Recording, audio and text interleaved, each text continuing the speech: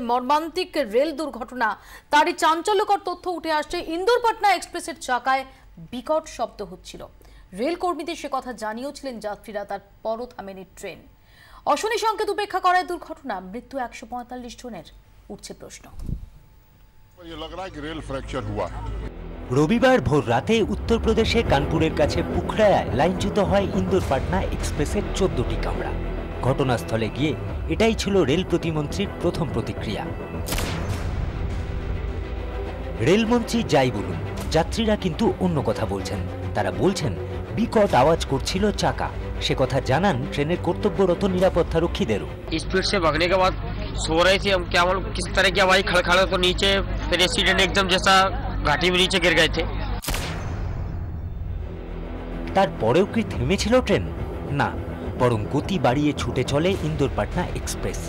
তারপর যা হলো সকলেরই জানা। কানপুরের কাছে পুখরায় লাইনচ্যুত হয় 14টি কামরা। মৃত্যু হয় বহু মানুষের। ইতিমধ্যেই দুর্ঘটনার তদন্তের নির্দেশ দিয়েছে রেল।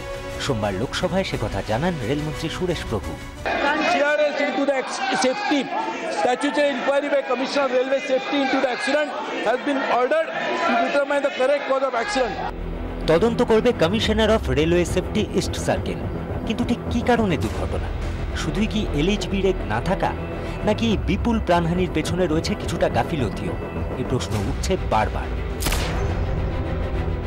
দুর্ঘটনার কারণ হিসেবে প্রাথমিকভাবে মনে করা হচ্ছে যে রেল লাইনের সামান্য অংশ হয়তো ভেঙে গিয়েছিল, যার ফলে 80 থেকে 100 কিলোমিটার প্রতি ঘন্টায় ছুটে চলা ইন্দোর পাটনা এক্সপ্রেসের 14টি কামরা লাইনচ্যুত হয়। লাইন রক্ষণাবেক্ষণের দায়িত্বে থাকেন গ্যাংম্যানরা।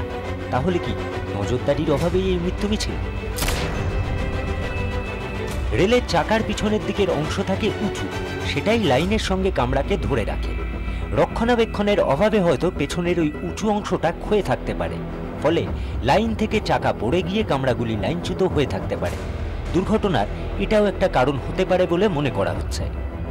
রেলমন্ত্রী বারবারই যাত্রী সুরক্ষা এবং নিরাপত্তার কথা বলেন, অথচ লাইনে ফাটল হোক বা চাকার গণ্ডগোল, এই দুর্ঘটনা আরও একবার চোখে আঙুল দিয়ে দেখিয়ে দিল যে রক্ষণাবেক্ষণ কিংবা নজরদারি দুটো ক্ষেত্রেই এখনো অনেক খামতি রয়েছে।